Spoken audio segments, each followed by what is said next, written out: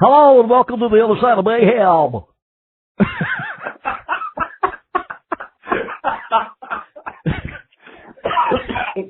Oh man! Did you hear that recording? Yeah. Did you hear like the voice that said it? Yeah. So we're currently recording, but I'm not sure how long. Yeah, how long does it do that? Okay. How long does it freaking last? Right, and it's Google Voice doing it, right? Right. Okay. So we're now being recorded. Okay. So anything you can't say or do will be held against you. That's right. Yeah. Yep. Well, this is the Other Side of Mayhem show. We've been talking about doing this for the last millennia. 2 centuries. Yeah, right. Exactly. Yeah, I don't know. It's Well, I mean, we can get started by, there's variety of topics we do as far as talking about what's going on in the world, to, social issues, to movie reviews, and, and anything in between. And basically anything that's the other side of mayhem. So, right. Frolicking and debauchery. Yep. We even have therapy sessions that involve our imaginary friends. Oh yeah, right. We have a group therapy session. Yeah, group therapy. Yep. Just do it broad brush it. Oh, and you're Austin Milbarge, and I'm Emmett Fitzhume. That's right. That's right. Austin, and, we forgot to introduce ourselves, but hey, yeah. we'll get better at this during the time goes on. And, it's, that's what we call here, the first stage hitters. Yeah. You press the record button and you just fucking go blank. Yeah, I know, right? God, this is ridiculous. That's when you're recording, your music, and you're hitting it, you're practicing, you're just all in the flow, and then you turn on the record button, and ugh. Yep, it's just nothing. Yep. Just a black hole. Just void of any light or creativity at that point. Yeah, all of a sudden you turn into a beginner. You can barely play. Right. You're doing, trying to put a G chord on, and it's just, you can't get that pinky down to the last E. It just won't form right. Yeah, shivering pinky. Shivering pinky, yeah, it's just shivering and nice way to cut it straight yet. Yeah. Well, so we're basically, we can talk about one thing, and we talked about the any kind of movies. I watched the recommended movie from Emmett. I watched both of them, Snowpiercer and The Giver. Oh. And, yeah. What did you think of the Snowpiercer? Snowpiercer was insane. That movie was off the train, I should say. Funny. Yeah. That movie. Yeah, that was a great movie, man. It was like weird artsy sci-fi or something. Yeah, definitely. And the actors were great. A lot of great big actors in it too, which I had no idea. Freaking Captain America in there, for Christ's sake, and the creepy redhead chick, and and John Boyd. It's like, oh my God, Ed Harris. Amazing. Yeah. Did you like that one lady? I don't remember, her name was Miss something. She was like the messenger that would come back there with the fake teeth. Yeah, the weird, the creepy redhead chick. That's I forget her name, but she's a really great actress, and she always plays like crazy roles and stuff. She was. Oh, is that who you're talking about? Mm-hmm. Yeah. Oh, she's, she was in the the Narnia movies and all that, and the Ice Queen and stuff. And, yeah, but she looked like different. Like she really did. Like they really made her to be out of character. Yeah. No, that's awesome. Those are my favorite actors, man, where you just look at them and you're like, is that who I think it is? Yeah.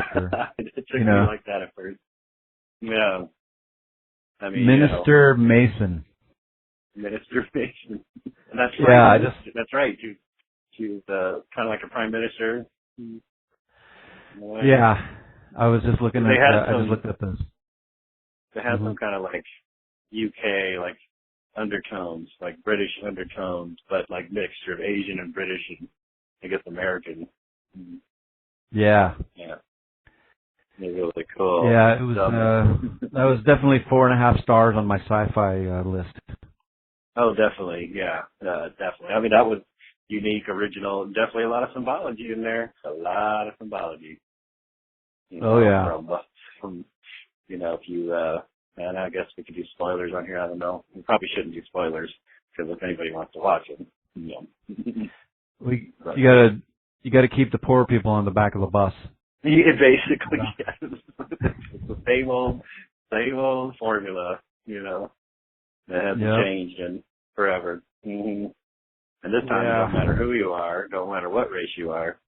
It's if you're make under a certain amount, or if you weren't the elite, then you are in the tail. You're in the butt end. Yep, they'll just use and abuse you any way they like, Yep, any way, and there's definitely scenes in there and some dialogue in there make you just be like, oh cow, yeah, pretty bad. I also thought it was a great warning against climate control people. Right, that's the whole reason it started, because they were trying to meddle with Mother Nature. Right. And they froze because of what they did. They froze over the whole planet. Yep. And that's a good and that ties into like in Interstellar that I watched, where it wasn't so much the frozen over, but it definitely was decimating everything. It was kind of naturally happening, or even the climate change happened, whatever, in Interstellar. But this take was they made it happen, which was even kind of cooler like that. The Colony is like that too. I recommend that on Netflix.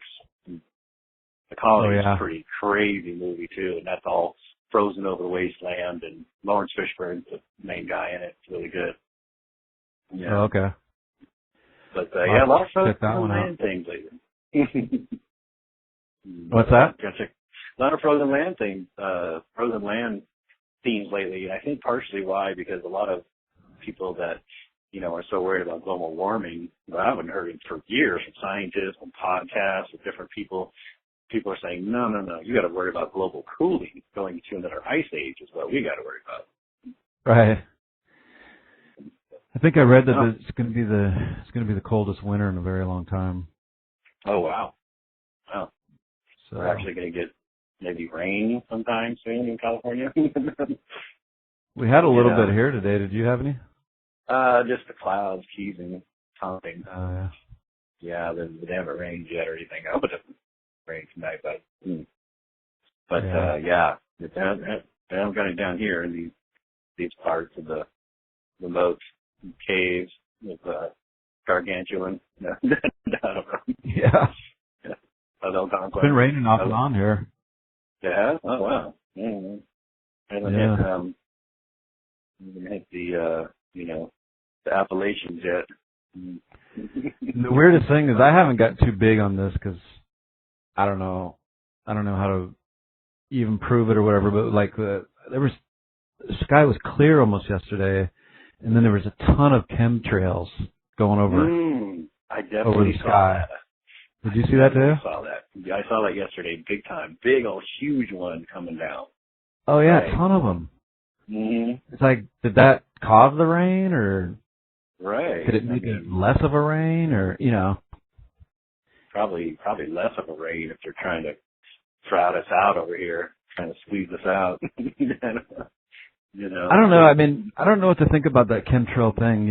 I mean, I think one thing they should do is, somebody needs to, as soon as that happens, fucking go up in a hot air balloon, with some kind of scientific instruments that can measure what's in the air, or find out what's in the air. Right.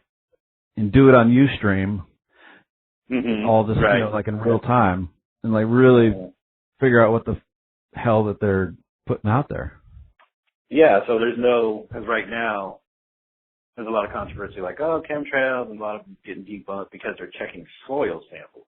And then the soil samples could be so, contaminated. And, another podcast I've heard is like, oh, well, I was in the chemtrails until I really found out it was BS because it was the soil samples and this and that. And, well, what can squash all that is exactly what you said, to actually go and get the measurements from the streams themselves, not what's coming down from it or whatever, if, that's even the case. Yeah.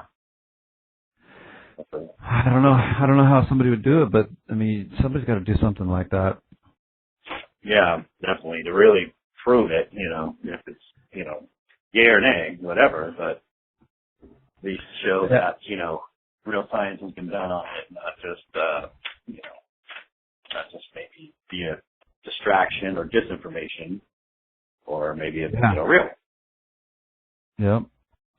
Definitely. And if it does have stuff in it, then then there needs to be a full-blown investigation and indictments and people thrown in jail, and especially if it's all like really damaging, toxic stuff. Right. I mean, that alone, and of course, the water and all that stuff. But from the air, from the water, from everything getting bombarded. Getting dry gulched by, powers that be, possibly. Oh, yeah. They're dry gulching us left and right, man. Right. From all the millions of laws being passed to the air, to what we breathe, to what we eat, and the corn and all that stuff.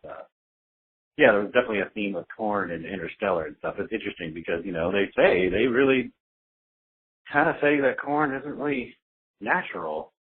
And it really wasn't a natural thing. And there's been studies on it showing history about Aztecs back in the day and all that, and where corn was kind of the first genetically modified thing to make, to create. And it wasn't really, that's why humans have a hard time digesting it. And, that's why you joke, oh, there's corn in your poo and all that stuff. Yeah, because your body was never designed to digest it because it's not a natural, food.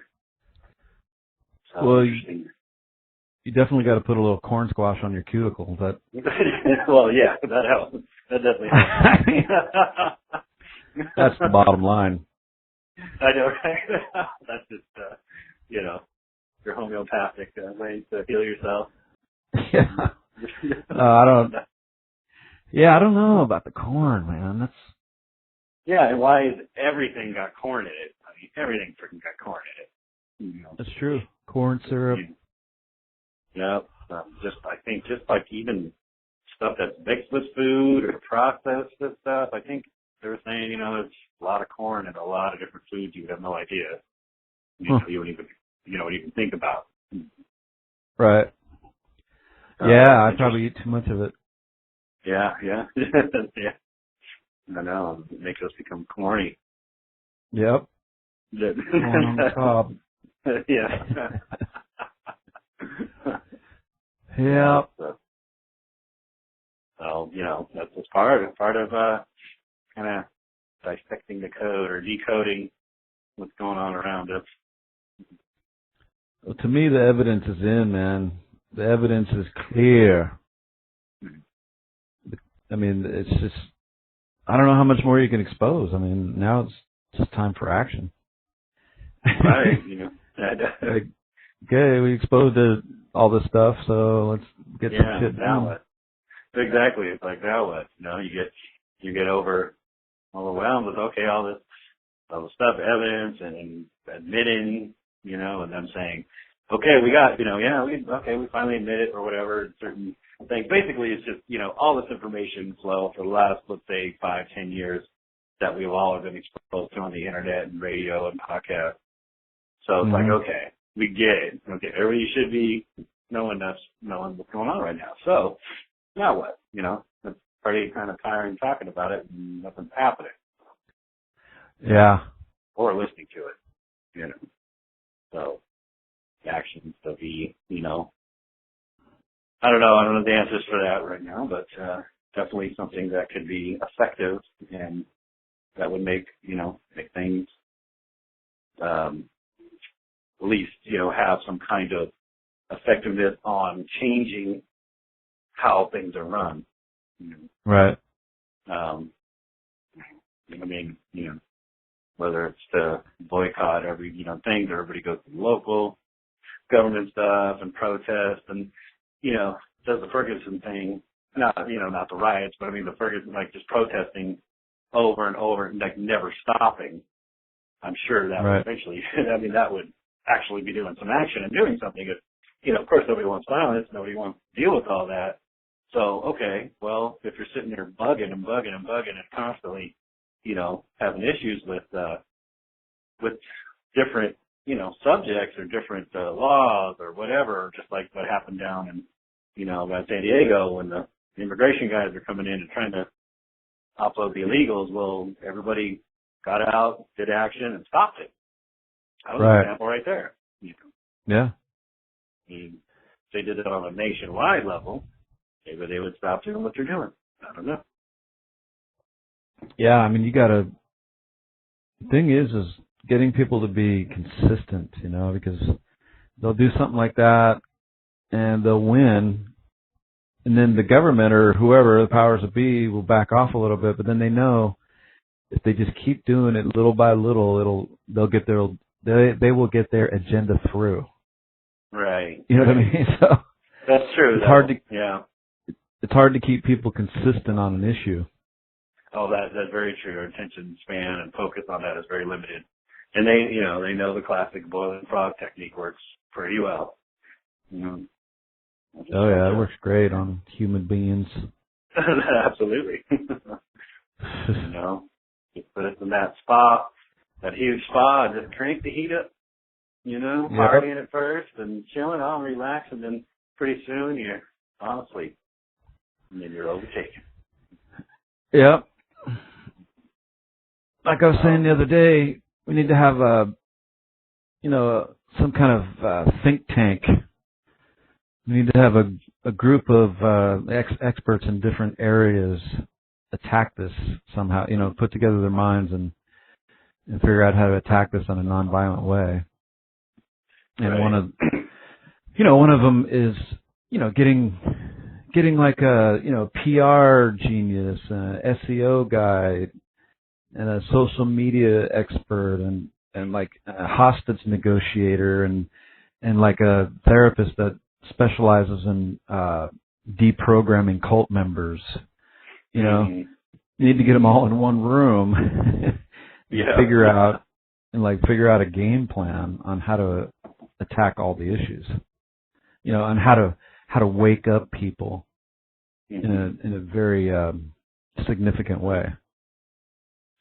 So I don't know who will put that together, but right. But it is a good strategy compared to the normal. Just okay, I've got a radio show and just pump out this every day and then really do nothing about it. I mean, you're waking people up, but okay, for what? So put that money and resources into building an empire, a media empire to promote stuff and to tell everybody. Well, those resources could be doing something to actually do something about it. Right. So I definitely see that. And there's ways to do that. Like you said, you just named them. Yeah, I mean, I was just listening to Alex Jones, and he was talking about, when is the time to have violent revolt, and he was just talking about how, for him the only time is to, if they're coming, like he just made an example, or if they're going to try to force his kids to be vaccinated. He doesn't want that. And he said, he's going to try to avoid it at all costs. But if they just back him into a corner, then that's when he's going to get violent. Yeah. Which I can see that. But I think there's still a disconnect, and there's not a real I can't think of the word right now, but like a real connection to the reality that's really going on right now. I mean, because that kind of thing really is happening. I mean, but it's more like the boiling frog thing. It's not. They're not. Alex isn't barricaded in his house, and there's a bunch of people surrounding him trying to get his kids to vaccinate him, so he's going to go violent. But what they are doing though is everything that's in the food system and and the water and all that stuff. That's the same thing to me. They're trying to kill everybody off slowly. Yeah, without creating a ruckus. Stealthily. Yeah, I mean, how many people are killed every year from cancer that normally wouldn't have got it if we wouldn't have all this stuff in the food and water and whatever else? Oh God, absolutely. Yeah. So there is a direct attack on people. Yeah. Right. So, but before anybody gets crazy, I think they should have like a, like I was saying, the full-blown think tank with some very educated, high-minded people, that will build a strategy to wake people up and knock down the New World Order, Yeah, definitely, because and Fire the Deed lines, like, oh, it's the way it should be, it's how we got to control it, they can justify all the reasons to do this and do that, and somebody would be like, okay, I can see why they have to do this, it sucks, but you got to do it. Well, I mean, yeah, in certain sense, but in most sense, there's got to be a better way, got to be a different way. I mean, the definition of insanity is, doing the same thing over and over and expecting a different result, but it's been constantly the same result throughout centuries with the same kind of formula of control and corruption, which, it just, builds itself up, breaks apart, starts right over again, and never ends. So, yeah. Let's be nice, to say, hey, let's try something different. We have all these issues and things, but can't we try something different than what we've always been doing? But I guess it's hard to change those kind of people's minds once they're set, and especially if they have the advantage. It's very comfortable. They're in a comfortable, situation. Oh, yeah. They don't have to worry about it, food and water and living and having, money. So it's like, well, that's not me. So, oh, well, Yeah. It's hard to break through that. It's like trying to get an alcoholic that's enjoying himself to stop drinking. I mean, right, exactly. That's true. You go into the bar and the guy's sitting there drinking, talking to people, having fun, he's having the time of his life, and you go in there and say, hey, you have to stop drinking right now. You're right. That's a great analogy. They would either, they'd look at you and fucking laugh at you or punch you or something, Right. You're like, leave me alone. I'm having a good time. Yeah, I'm having a good time. Yeah, I don't care if someone fell down the street starving. Hey, I mean, it's not my problem. Yeah, exactly. Well, it's like, I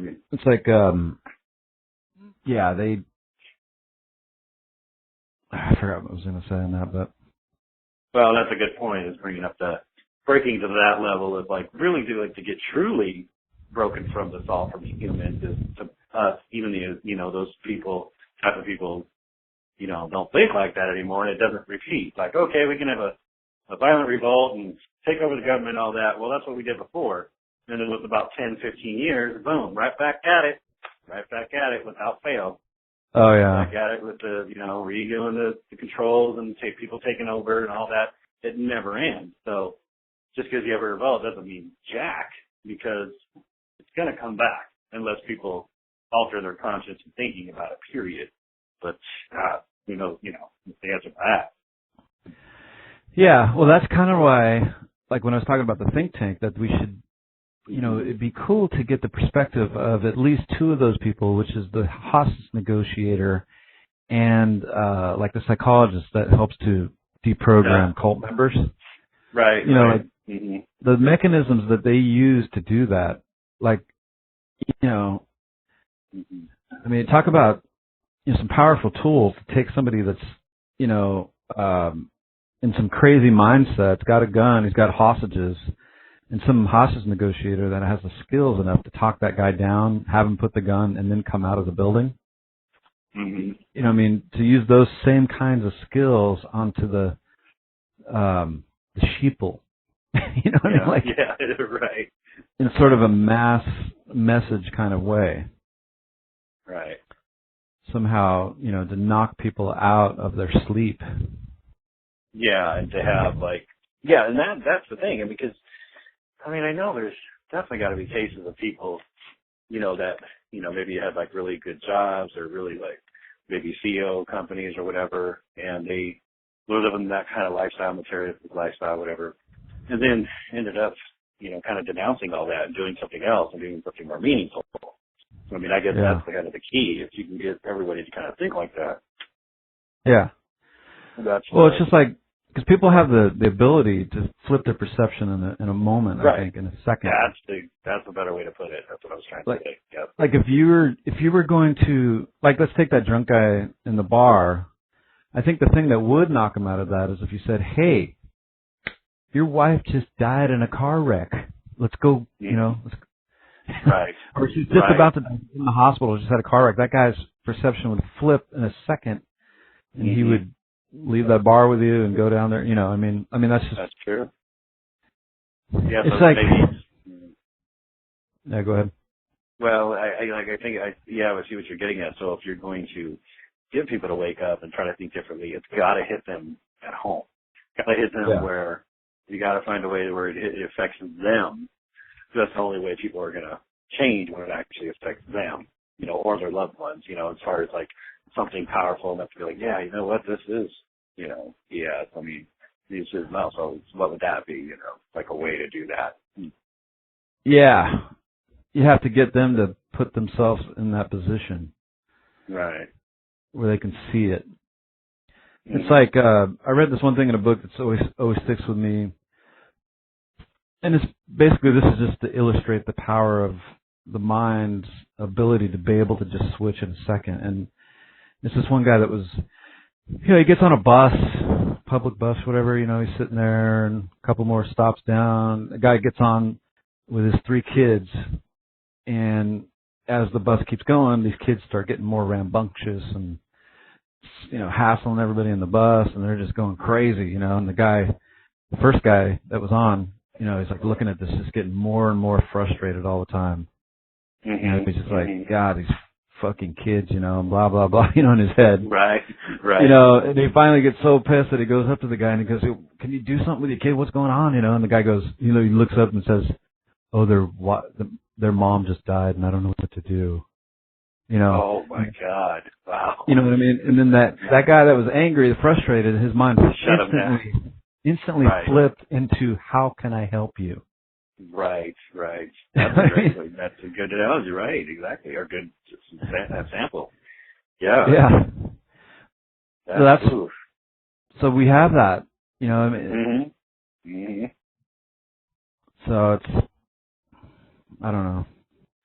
Yeah, I guess that's I don't know how that will happen or actually turn into reality to try to, actually be in a room with a hostage negotiator and a psychologist and all that at the same time. But yeah, I guess if it's, to some really high up there elite that just, that lost all the empathy or, sympathy and basically sociopath going on, trying to break through that part of it.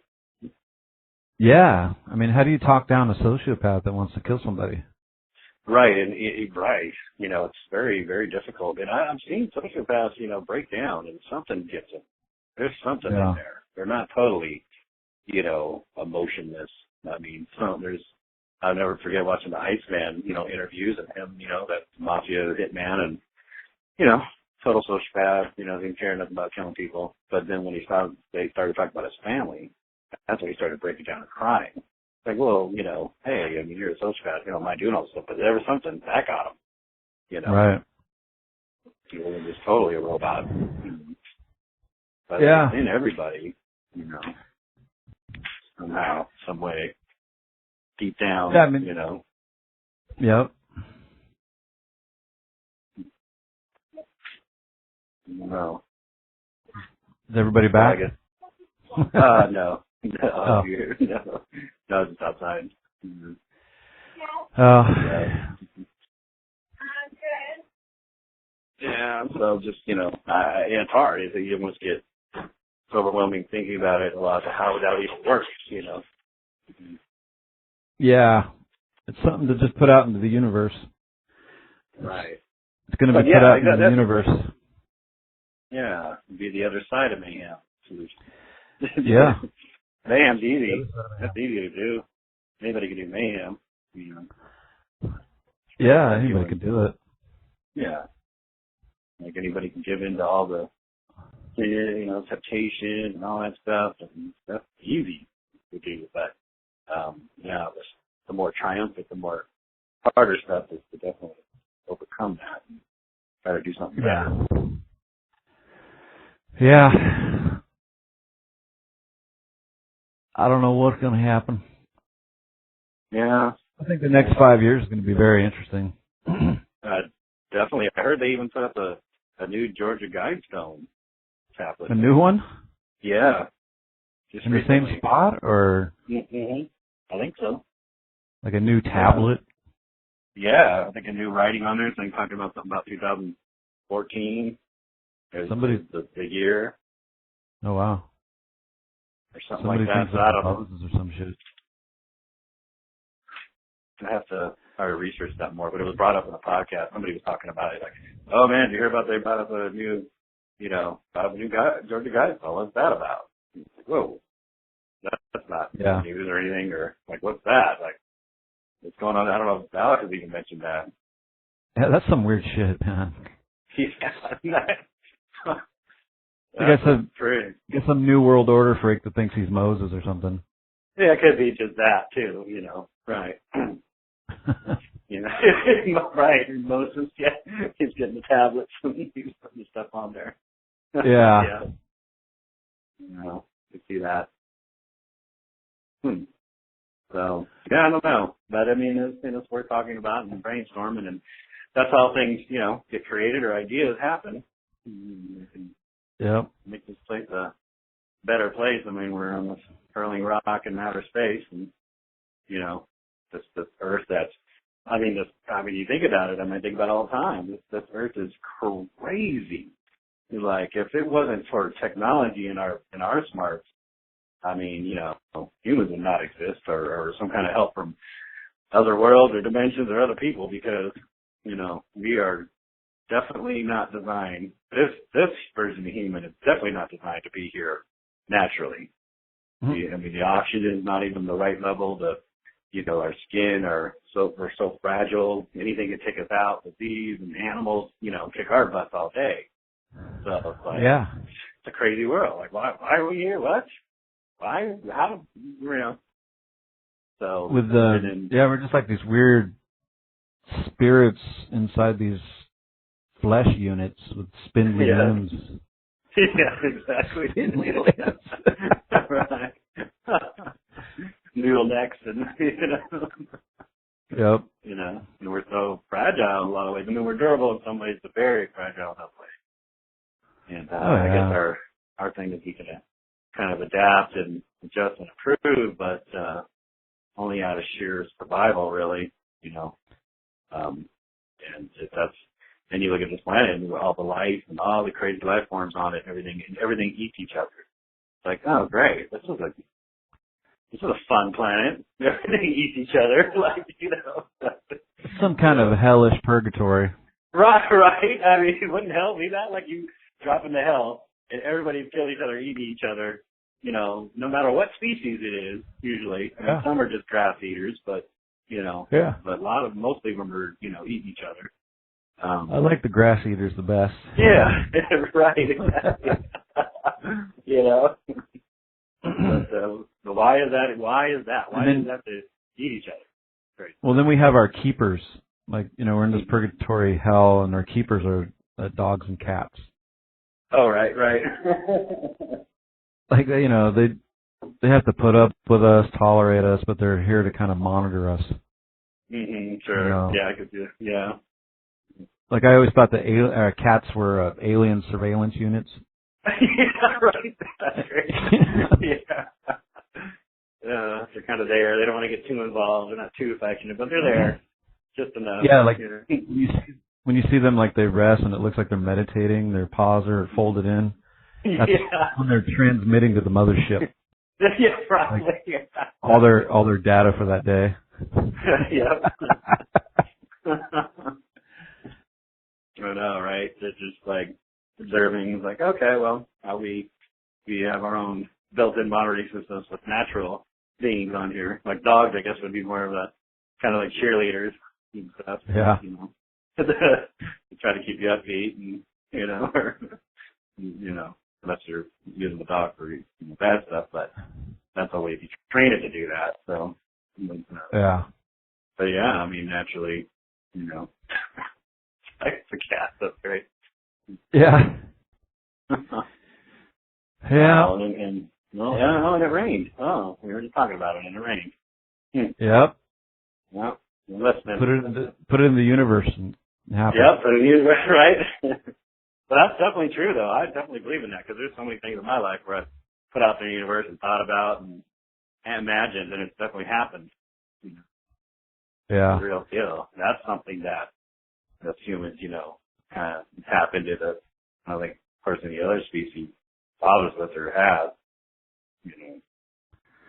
Yep. One thing about us, we could do those sort of things. But why we usually have to use it for evil or control or manipulation. We can use that creativity and all that for, building and creating a great, civilization that is pretty, loving environment. I know people say, oh, you have to have the good with the bad. If you didn't have bad, you wouldn't appreciate, the good. And I'm like, I don't know about that. I just don't know about that. I think if you have it good all the time, you have it good all the time. I mean, what would, you wouldn't even know about that, so who would care? Like, why would you would just be living your life exactly good? I mean, why does it have to be a bad? I think that's BS. I don't know. I don't know if that's supposed to be. I mean, I guess it is what it is, but I don't know if I buy it. Yeah. I hope the other side's like that, but yeah, right. It's supposedly the the heaven. It's supposed to be all good and whatever you want to call it, heaven or whatever. It's supposed to be a bit different dimension or whatever. It's supposed to be. Yeah, we don't have to deal with all that stuff. And you can, chill with your loved ones or not have all this, crime or people getting hurt and killed and eating each other and all this violence. It's like, oh, if we didn't have that, we wouldn't appreciate the good. I mean, I'm just justifying it, Yep. But buying into that, which just thinks it's okay. Once you say that, then it makes it okay to do bad things. Right. Like, well, you gotta have the good and the bad. Really? Do you? So. Yeah. Time for a station break, everybody. All right. Great. The Other Side of Mayhem is brought to you by GetThe6.com. Would you like to get a new iPhone 6?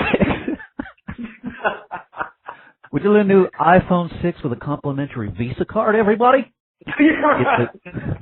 Get the 4.7 inch or the 5.5 inch iPhone 6. Just go to GetThe6.com, everybody. Have a nice day.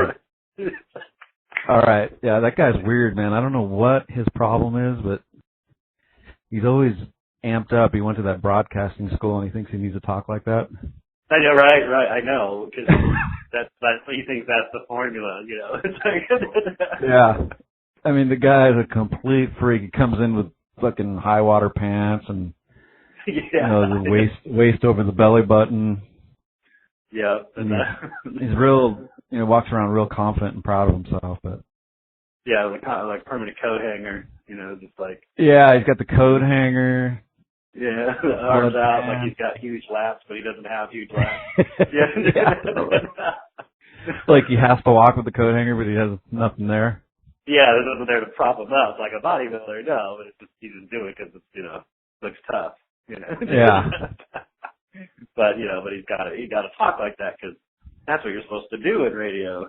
That's right. You got to follow the path, the predetermined path that you got to do. Oh man. Yeah. Right. Hey Jim, would you get me some coffee over there? All right, I'll do it for you, buddy. See, that's the problem. You talk like that in just regular conversation. Yeah.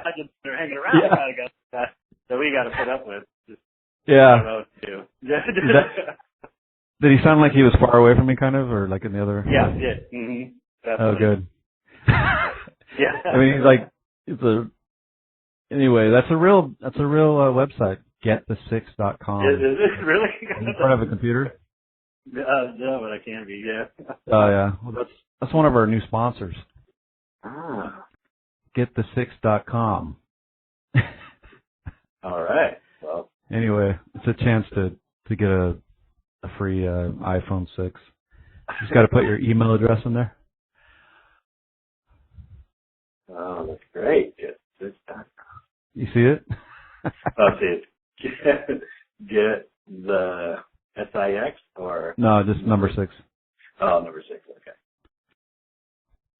You are being transported to the new iPhone 6. Really? Oh, wow. Check that out. Very Visa card. You thought I was just making shit up, huh? I thought you were making that up.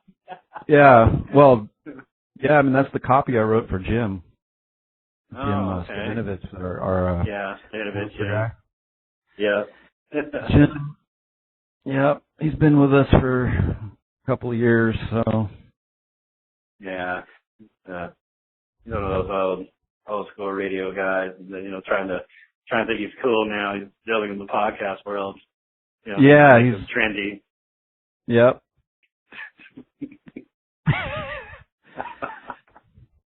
So, but oh yeah, I wanted to talk real quick because we kind of went over the Giver movie. Oh yes, yeah, The Giver. Mm-hmm. Yeah, The Giver. There was some great, great symbology in that of what's really happening today. Mm-hmm. Absolutely. Did you kind of pick up on that at all? Oh, yeah, I definitely did. Definitely that's going on today. That's definitely big symbology. It definitely, they're kind of showing what the thought process is and the mechanisms that's being used with us like that, basically in this sci-fi picture, showing why they're justifying it and how they're doing it, and and then basically what's the moral value of it, Yeah. Right. If it's good, it should be. So the decision is left up to you, just like you said in the beginning. So. Right. Well, the scene that got me the most was when the doctor was releasing the baby. Oh God, that was hard to watch. And not thinking anything was wrong with it. Right. To me, not knowing. To me, I thought that was the same as an abortion doctor. Yep, absolutely. Yeah. And then when they, because releasing the baby in quotes is like using words like fetus and procedure. You know what I mean? Like to mask the horror of it. Right. And I don't know. I just thought it was a great. I think allegory is the word. Yeah. Great way to illustrate the point. Oh, absolutely. It was a genius way of doing it. It just and showing how the language, precise language, the language and everything. Yeah. Which is political correctness, right? Precise. Yeah, political correctness, right there.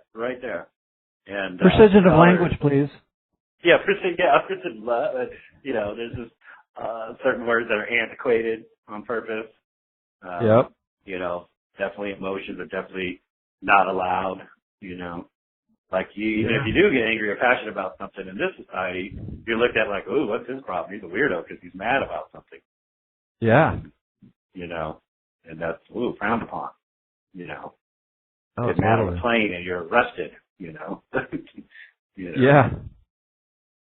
And so it's very much what's going on in that world, in saying, okay, basically I got to too. If it's so controlled, like what's the point of living and being a human being on this planet if it's so controlled that you really can't live life and experience life how you want it or the way you want it and have that freedom to?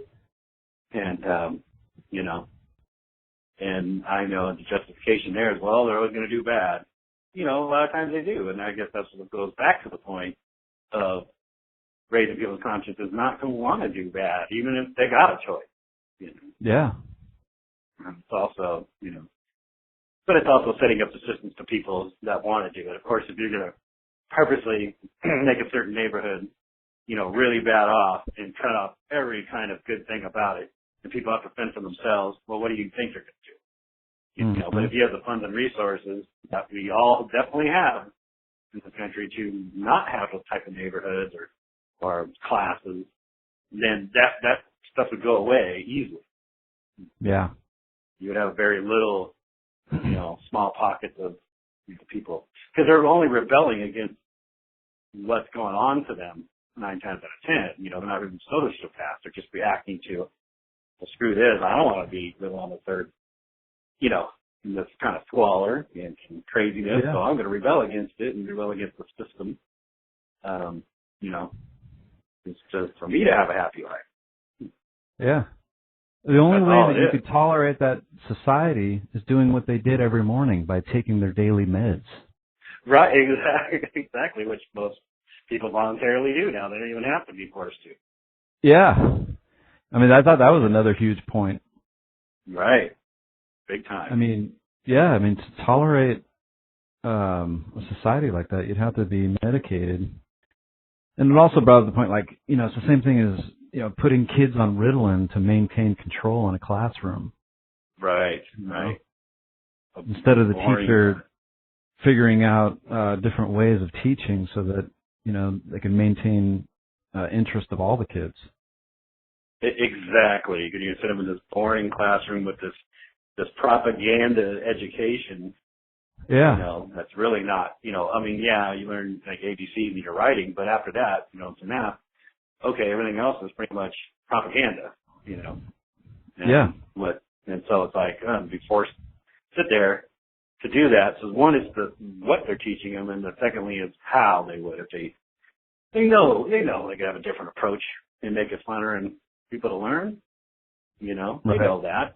So that and if they, but you know, obviously they don't want that. So when you want to control somebody, you really don't let them to have fun or have it their way, because that means you don't have, you know, feel like you're losing out or something. But, Yeah. But yeah, let it riddle it and all that, and just even people, you know, Prozac and all this, and you know, why is there a lot of depression? Why is there in a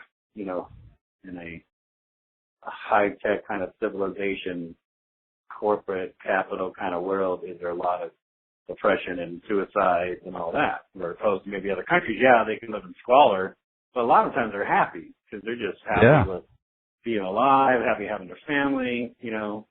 I know they have different kind of stresses, but, you know, I don't know how many people commit suicide in those areas. I don't think they do much.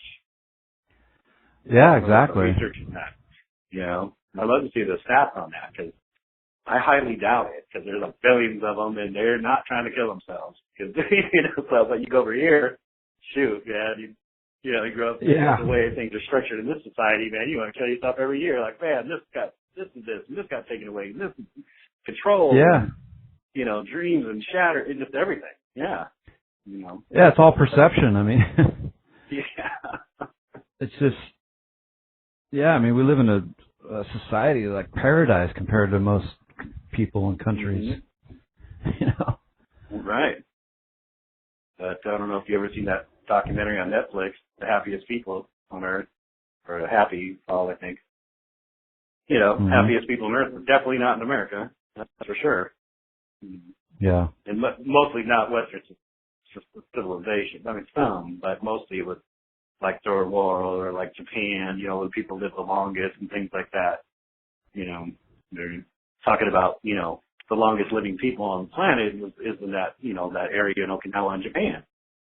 Yeah. So, I mean, part of it is, they say mostly it's not even just the diet. I mean, the diet helps, but it's mostly the, you know, like you said, the perception of the lifestyle. That's sleeping a lot of naps, a lot of sleeping, a lot of interacting with community and people and family, and slower pace, and, you know, to make that kind of a long living, longevity, and of course keep the diet. But yeah. Oh yeah, I'm a victim of it a little bit myself. It's like, I mean, there's people out there that could be very happy with just very simple things, And I look at them, I'm like, God, sometimes I wish I could just be happy with that. I know, right? Because I was a person with big plans. Right. Right.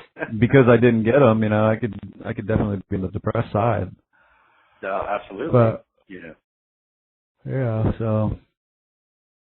And then, and then sometimes with those big plans comes, it's not always what it's cracked up to be either, which is even more of a mind screw, you come to like, let's say, somebody out there, become a big rock star, but then you're on drugs all the time and you have to you're on this control and a puppeteer with all these people and labels and all this stuff to eventually either OD or you just become a fermented drug shell and,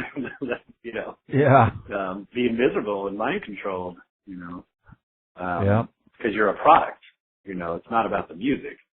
It hasn't been like that. It hasn't been about the music for years. Even in the old school rockers, because they were kind of on the cusp of, ones that are still living on the cusp of, it was still about music. I mean, they were a product, but I don't think it was so, what it is now. Right. But, could be a tough life in itself, but it was, then again, it could be great. Could have the best life in the world, So, I guess with anything, it's a 50-50 chance of it being kind of sucky, not what you thought, or, hey, it may have its thing, but, hey, I'd rather complain about living my dream or complain not living my dream, Yeah. So, I get that. Oh, maybe it would just be better to be medicated. Right. Well, just like the guy in the Matrix. I want to go back in the Matrix. I don't want to do all this. I just want to take and, I can see that. I mean, I relate to that guy sometimes. Oh, totally. I think we all do. I think we all are that guy, and we get woken up, and then we kind of have that battle of wanting to go back or not. Yeah. Yeah, but the problem is you can never go back. Yeah, you need heavy drugs to go back. Yeah, right. Exactly. So heavy, it's you could probably kill yourself. Right. Exactly. I mean. Yeah, it's tough. And in this field, if you don't achieve a certain success or anything like that, you're basically, it's frowned upon, or even when it comes to social things like our mates or just, and I guess, in the third world countries, they have class issues, definitely have some class issues, like in India where classes are it. You're it. You can never jump classes, and their mentality of the other class, like, well, I heard in another podcast about them saying, well, in their beliefs, over there in India, most people, they're like, well, that was their karma they did in another life, so they're, that's what they deserve, that's what they're doing, they're living the life of squalor right now because of what they did in a past life, and justifying it that way. Right. Like that, removing themselves from the empathy of another human being, regardless, that's just their way of doing it, Yeah, absolutely.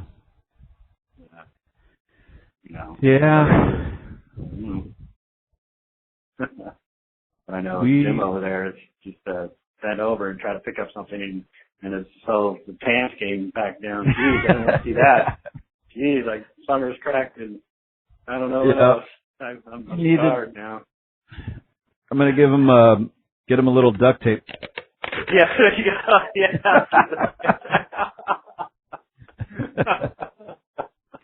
All right, here you go, Jim.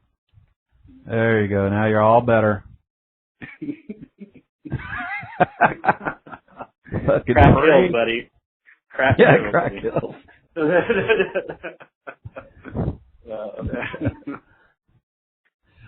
you, Evan. I really needed that. Yeah.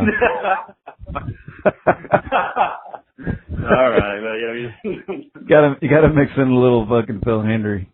Oh, hell yeah. God. Oh, Phil Hendry's the best. Yeah. Oh, yeah. That is genius, and it makes you laugh every time. I don't think very rarely is there any the show he's on, or it doesn't make you at least laugh once. Yeah. Oh yeah, dude. I'm still laughing every day listening to him. Right. Even though only time I don't like Phil Hendry is when he starts talking about politics. Yeah, true. That's right. Yeah, that's when it's like, oh. And it's I'm so opposite him. Yeah, they're so corporate, like toe the line, mainstream. Oh. Yeah. Totally, man. If I didn't know better, he's a CIA propaganda agent. Yeah. But, you know. Yeah. He's so funny that I could tolerate that. I mean, it's only maybe 10% or less. And if it gets too bad, I just tune it out. But right. Yeah, that's true. Because, I mean, the good stuff is, you know, yeah, I mean, the good stuff is his art. Phil Hendry's a genius. I mean, he's if you think about it, he's a genius actor, comedian. I mean, satirist. I mean, he's the writing that's involved in it. Oh, the improv, you know. Yeah. Oh God, especially the improv. I mean, you know, that's why when he does his best, he has a real live person that he has no idea what the person's going to say, but can just kill it with that. Yeah. Oh yeah. Yeah, I mean he doesn't take the calls anymore, but yeah, you know, when he did, he just I don't know, he was all stream of consciousness, man. No. Either that or he is a severe multiple personality disorder. Right, and he knows how to navigate through them quickly. Exactly. Yeah. Yeah, because it's just. I mean, the character transition. Oh. Yeah. Character transition itself. I mean, just that is so good and so flawless. Right, and there's so many characters too. It's not like just a couple of characters. Oh yeah, it's always 5 people in the room, and it's all him. Right. Yeah, they all have their own idiosyncrasies and subtleties, and he doesn't ever forget them. Yeah. And he flips into each one instantly. Right. I mean, and then back to himself, and back and forth. Oh yeah. I mean, that is just pure genius mixed with insanity. Mm-hmm. I mean, right. That's it right there. He's like a, idiot savant. Yeah. Oh man. Yeah. I mean, so that's a great spark of inspiration if somebody wants to, take their mind off of things and have a laugh. Yep. PhilHenryShow.com. Yeah, right there. Boom. Yeah. You can find him on SoundCloud, iTunes. Yep. Yep. He'll knock your left sock off. Yep. Yep, and you won't be able to find that sock again. You just have one pair. Yep. And then you'll be able to have, one day, listen to him, keep listening to him as you're walking around barefoot. Maybe just wear sandals. Start wearing sandals or mandals even. I don't know. Probably not. Yeah. Yeah. Yeah. You don't have to worry about it. No. The mandals. Yeah. Well, yeah. I mean, this is our first. I think podcast. we're at an hour. Yeah. Right. We're right at an hour right now. A minute to go. Okay. So it looks like the Google Voice has been recording this whole time, and I mean, as soon as we hang up, I'll find out. But right. So anyway, brought to you by GetThe6.com. Right. Get an iPhone 6 right now. Get the 6, the number 6. GetThe6.com. And anyway, we'll be back next week or the week after. I don't know. Try to make it a weekly. Yeah, I'll try to make it a weekly. Like, try to do it once a week. So. Yeah. See how that goes. We got to get the website up. What is it? The other side of Mayhem.com. Oh no, other side of. Oh yeah. Other side of Mayhem. Yeah. Other side of Mayhem.com. We'll have that going pretty soon.